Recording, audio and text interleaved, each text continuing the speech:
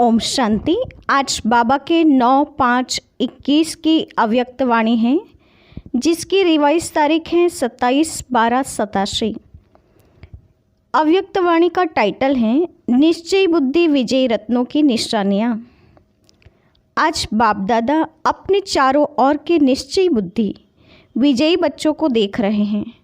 हर एक बच्चे के निश्चय की निशानियाँ देख रहे हैं। निश्चय की विशेष निशानियाँ, पहला है जैसा निश्चय वैसा कर्म। वाणी में हर समय चेहरे पर रूहानी नशा दिखाई देगा। दूसरा, हर कर्म संकल्प में विजय सहज प्रत्यक्ष फल के रूप में अनुभव होंगी, मेहनत के रूप में नहीं, लेकिन प्रत्यक्ष फल व अधिकार के रूप में विजयी अनुभव होंगी। तीसरा, अपने श्रेष्ठ भाग्य, श्रेष्ठ जीवन व बाप और परिवार के संबंध संपर्क द्वारा 1% भी संशय संकल्प मात्र भी नहीं होगा। चौथा, क्वेश्चन मार्क समाप्त, हर बात में बिंदु बन बिंदु लगाने वाले होंगे। पांचवा, निश्चय बुद्धि हर समय अपने को बेफिक्र बादशाह सहज स्वतः अनुभव करेंगे, अर्थात बार बार स्मृति लाने की मेहनत नहीं करनी पड़ेगी। मैं बादशाह हूँ, यह कहने की मेहनत नहीं करनी पड़ेगी, लेकिन सदा स्थिति के श्रेष्ठ आसन व सिंहासन पर स्थित है ही। जैसे लौकिक जीवन में कोई भी परिस्थिति प्रमाण स्थिति बनती है, चाहे दुख की चाहे सुख की, उस स्थिति की अनुभूति में स्वतः ही रहते हैं, बार बार मेहनत नहीं करते। मैं सुखी हूँ व मैं दुखी हूँ। बेफिक्र बादशाह की स्थिति का अनुभव स्वतः सहज होता है। अज्ञानी जीवन में परिस्थितियों प्रमाण स्थिति बनती हैं, लेकिन शक्तिशाली अलौकिक ब्राह्मण जीवन में परिस्थिति प्रमाण स्थिति नहीं बनती, लेकिन बेफिक्र बादशाह की स्थिति वह श्रेष्ठ स्थिति बाप दादा द्वारा प्राप्त हुई। नॉलेज की लाइट माइट द्वारा, याद की शक्ति द्वारा, जिसको कहेंगे ज्ञान और योग की शक्तियों का वर्षा बाप द्वारा मिलता है। तो ब्राह्मण जीवन में बाप के वर्षे द्वारा व सद्गुरु के वरदान द्वारा व भाग्य विधाता द्वारा प्राप्त हुए श्रेष्ठ भाग्य द्वारा स्थिति प्राप्त होती है। अगर परिस्थिति के आधार पर स्थिति है तो शक्तिशाली कौन हुआ? परिस्थिति पावरफुल हो जाएगी ना। और परिस्थिति के आधार पर स्थिति बनाने वाला कभी भी अचल अडोल नहीं रह सकता। जैसे अज्ञानी जीवन में अभी अभी देखो बहुत खुशी में नाच रहे हैं और अभी अभी उल्टे सोए हुए हैं, तो अलौकिक जीवन में ऐसी हलचल वाली स्थिति नहीं होती। परिस्थिति के आधार पर नहीं, लेकिन अपने वर्षे और वरदान के आधार पर व अपनी श्रेष्ठ स्थिति के आधार पर परिस्थिति को परिवर्तन करने वाला होगा। तो निश्चय बुद्धि इस कारण सदा बेफिक्र बादशाह हैं, क्योंकि फिक्र होता है कोई अप्राप्ति व कभी कमी होने के कारण। अगर सर्व प्राप्ति स्वरूप है, मास्टर सर्वशक्तिवान है, तो फिक्र किस बात का रहा। छठा, निश्चय बुद्धि अर्थात सदा बाप पर बलिहार जाने वाले। बलिहार अर्थात सर्वंश समर्पित, सर्वंश सहित समर्पित, चाहे देहभान में लाने वाले विकारों के वश, चाहे देह के संबंध का वंश, चाहे देह के विनाशी पदार्थों की इच्छाओं का वंश, सर्व वंश में यह सब आ जाता है। सर्वंश समर्पित व सर्वंश त्यागी एक ही बात है। समर्पित होना इसको नहीं कहा जाता कि मधुबन में बैठ गए व सेवा केंद्रों पर बैठ गए। यह भी एक सीढ़ी है जो सेवा अर्थ अपने को अर्पण करते हैं, लेकिन सर्वंश समर्पित अथवा सर्वंश अर्पित यह सीढ़ी की मंजिल है।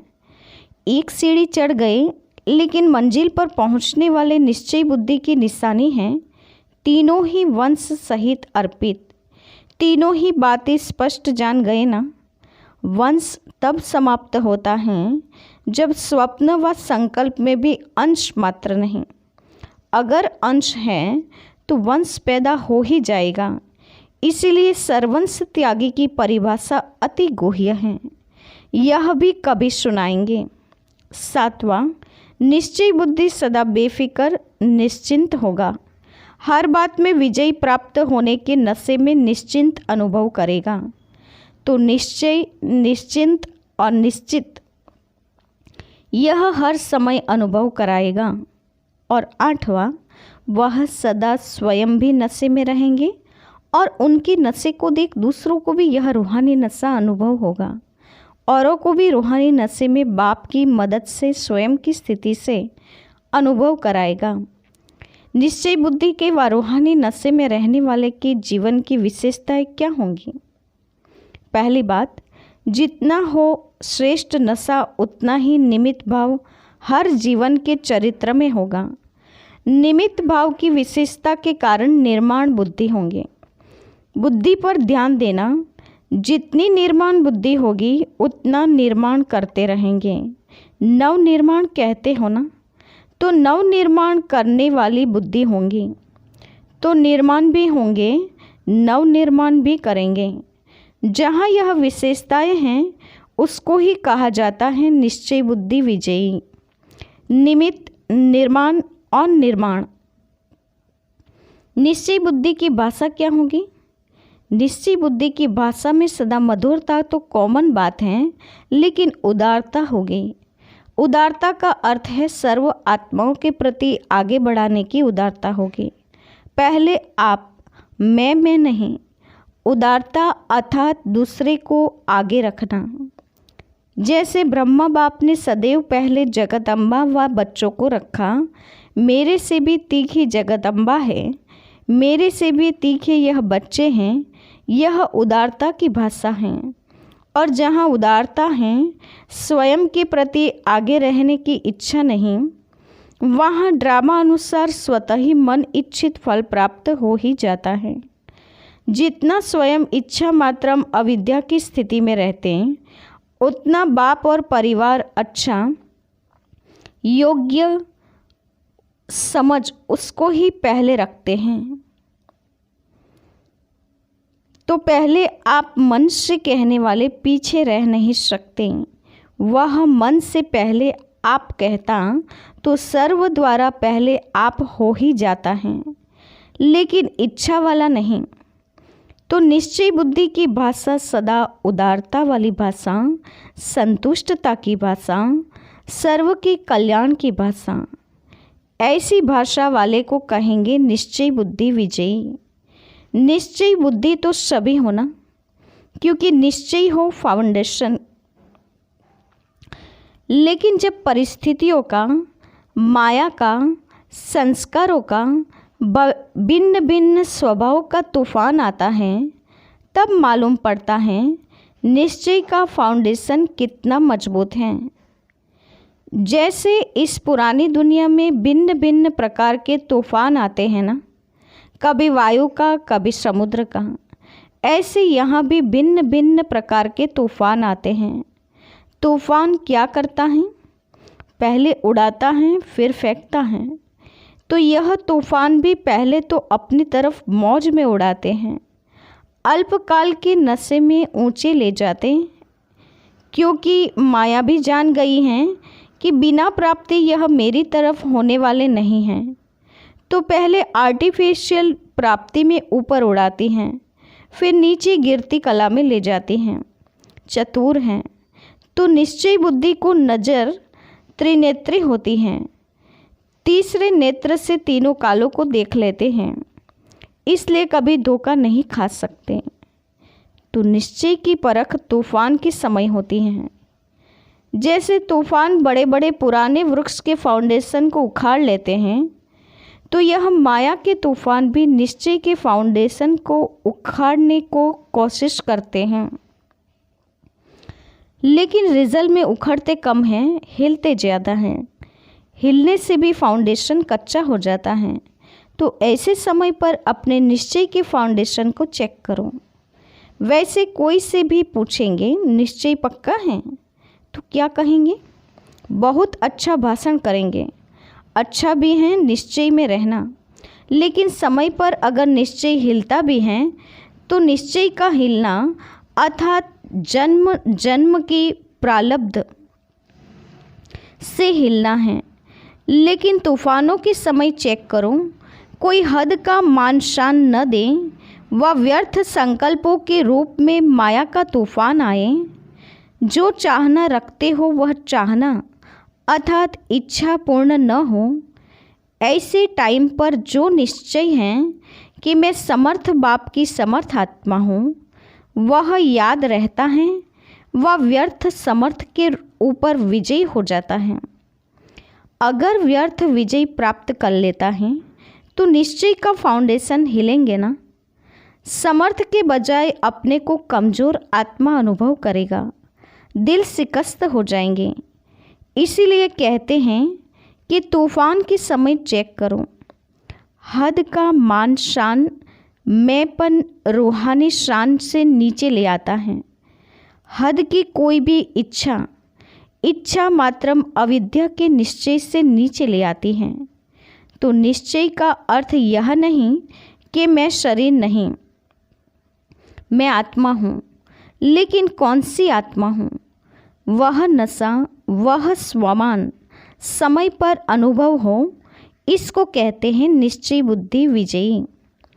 कोई पेपर है ही नहीं और कहें मैं तो पास विद ऑनर हो गया, तो कोई उसको मानेगा? सर्टिफिकेट चाहिए ना।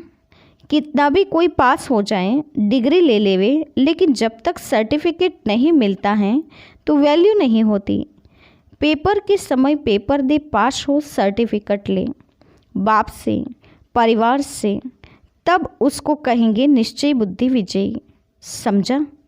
तो फाउंडेशन को भी चेक करते रहो। निश्चय बुद्धि की विशेषता सुनी ना। जैसा समय वैसे रूहानी नशा जीवन में दिखाई दे। सिर्फ अपना मन खुश न हो, लेकिन लोग भी खुश हों। सभी अनुभव करें कि हाँ, यह नशे में रहने वाली आत्मा है। सिर्फ मन पसंद नहीं, लेकिन लोग पसंद, बाप पसंद। इसको कहते हैं विजयी। अच्छा, सर्व निश्चय बुद्धि विजयी रत्नों को, सर्व निश्चिंत बेफिक्र बच्चों को, सर्व निश्चित विजय के नशे में रहने वाले रूहानी आत्माओं को, सर्व तूफानों को पार कर तोहफा अनुभव करने वाली विशेष आत्माओं को, सदा अचल अडोल एकरस स्थिति में स्थित रहने वाले निश्चय बुद्धि बच्चों को बाप दादा का याद प्यार और नमस्ते। हम बच्चों की ओर से भी बाप दादा को याद प्यार और नमस्ते। विदेशी भाई बहनों से बाप दादा की मुलाकात है। अपने को समीप रतन अनुभव करते हो। समीप रत्न की निशानी क्या है? वह सदा सहज और स्वतः ज्ञानी तो आत्मा, योगी तो आत्मा, गुणमूर्त सेवाधारी अनुभव करेंगे। समीप रत्न के हर कदम में यह चार ही विशेषताएं सहज अनुभव होंगी, एक भी कम नहीं होंगी। ज्ञान में कम हो, योग में तेज हो या दिव्य गुणों की धारणा में कमज़ोर हो, वह सब में सदा ही सहज अनुभव करेगा। समीप रत्न किसी भी बात में मेहनत नहीं अनुभव करेंगे, लेकिन सहज सफलता अनुभव करेंगे, क्योंकि बाप दादा बच्चों को संगम युग पर मेहनत से ही छुड़ाते हैं। 63 जन्म तो मेहनत की है ना, चाहे शरीर की मेहनत की, चाहे मन की मेहनत की। बाप को प्राप्त करने के लिए भिन्न भिन्न साधन अपनाते रहें, तो यह मन की मेहनत की और धन की भी देखो। जो सर्विस करते हो, जिसको बाप दादा नौकरी कहते हैं, उसमें भी देखो कितनी मेहनत करते हो, उसमें भी तो मेहनत लगती है ना। और अभी आधा कल्प के लिए यह नौकरी नहीं करेंगे, इससे भी छूट जाएंगे। न लौकिक नौकरी करेंगे, न भक्ति करेंगे, दोनों से मुक्ति मिल जाएगी। अभी देखो, चाहे लौकिक कार्य करते भी हों, लेकिन ब्राह्मण जीवन में आने से लौकिक कार्य करते हुए भी अंतर लगता है ना। अभी यह लौकिक कार्य करते भी डबल लाइट रहते हो। क्यों? क्योंकि लौकिक कार्य करते भी यह खुशी रहती है कि यह कार्य अलौकिक सेवा के निमित्त कर रहे हैं।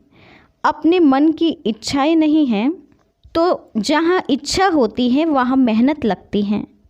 अभी निमित्त मात्र करते हो, क्योंकि मालूम है कि तन मन धन तीनों लगाने से एक का पदम गुणा अविनाशी बैंक में जमा हो रहा है। फिर जमा किया हुआ खाते रहना है। पुरुषार्थ से योग लगाने का, ज्ञान सुनने सुनाने का, इस मेहनत से भी छूट जाएंगे। कभी कभी क्लासेस सुनकर थक जाते हो ना, वहाँ तो लौकिक राजनीतिक पढ़ाई भी जो होगी ना, वह भी खेल खेल में होंगी। इतने किताब नहीं याद करने पड़ेंगे, सब मेहनत से छूट जाएंगे। कईयों को पढ़ाई का भी बोझ होता है। संगम युग पर मेहनत से छूटने के संस्कार भरते हों। चाहे माया के तूफान आते भी हैं, लेकिन यह माया से विजय प्राप्त करना भी एक खेल समझते हों, मेहनत नहीं। खेल में भी क्या होता है? जीत प्राप्त करना होता है ना। तो माया से भी विजय प्राप्त करने का खेल करते हो। खेल लगता है या बड़ी बात लगती है? जब मास्टर सर्वशक्तिवान स्टेज पर स्थित होते हों तो खेल लगेगा। और ही चैलेंज करते हो कि आधा कल्प के लिए विदाई लेकर जाओ, तो विदाई समारोह मनाने आती है ना, लड़ने नहीं आती हैं। विजयी रत्न हर समय हर कार्य में विजयी हैं। विजयी होना, किसी ने कहा हाजी, तो वहाँ जाकर भी हाजी करना। फिर भी अच्छे बहादुर हो गए हैं। पहले थोड़े जल्दी घबरा जाते थे, अभी बहादुर हो गए हैं। अभी अनुभवी हो गए हैं, तो अनुभव की अथॉरिटी वाले हो गए। परखने की भी शक्ति आ गई है, इसलिए घबराते नहीं हैं। अनेक बार के विजयी हैं और रहेंगे। यही स्मृति सदा रखना। अच्छा, विदाई के समय दादियों से, दादी जानकी बम्बई से 3-4 दिन का चक्र लगा कर आई हैं। अभी से ही चक्रवर्ती बन गई हैं। अच्छा है, यहाँ भी सेवा है, वहाँ भी सेवा की। यहाँ रहते भी सेवा करते और जहाँ जाते वहाँ भी सेवा हो जाती। सेवा का ठेका बहुत बड़ा लिया है। बड़े ठेकेदार होना, छोटे छोटे ठेकेदार तो बहुत हैं, लेकिन बड़े ठेकेदार को बड़ा काम करना पड़ता है। किसी ने कहा, बाबा आज मुरली सुनते बहुत मज़ा आया। है ही मज़ा। अच्छा है, आप लोग कैच करके औरों को क्लियर कर सकते हो। सभी तो एक जैसे कैच नहीं कर सकते ना। जैसे जगदम्बा मुरली सुनकर क्लियर करके सहज करके सभी को धारण कराती रही, ऐसे आप निमित्त हो। कई नए नए तो समझ भी नहीं सकते हैं, लेकिन बाप दादा सिर्फ सामने वाले को ही नहीं देखते, जो बैठे हैं सभा में उन्हें ही नहीं देखते, सभी को सामने रखते हैं। फिर भी सामने अनन्य होते हैं तो उन्हों के प्रति निकलता है। आप लोग तो पढ़कर भी कैच कर सकते हो। अच्छा, आज का वरदान है, व्यर्थ की लीकेज को समाप्त कर समर्थ बनने वाले कम खर्च बाला नसीन भव। व्यर्थ की लीकेज को समाप्त कर समर्थ बनने वाले कम खर्च बाला नसीन भव। संगम युग पर बाप दादा द्वारा जो भी खजाने मिले हैं, उन सर्व खजानों को व्यर्थ जाने से बचाओ तो कम खर्च बाला नसीन बन जाएंगे। व्यर्थ से बचाव करना अर्थात समर्थ बनना। जहाँ समर्थी हैं वहाँ व्यर्थ जाए, यह हो नहीं सकता। अगर व्यर्थ की लीकेज है तो कितना भी पुरुषार्थ करो, मेहनत करो, लेकिन शक्तिशाली बन नहीं सकते। इसलिए लीकेज को चेक कर समाप्त करो तो व्यर्थ से समर्थ हो जाएंगे। स्लोगन है, प्रवृत्ति में रहते संपूर्ण पवित्र रहना, यही योगी व ज्ञानी तो आत्मा की चैलेंज है। प्रवृत्ति में रहते संपूर्ण पवित्र रहना, यही ज्ञानी योगी तो आत्मा की चैलेंज है। अच्छा, ओम शांति।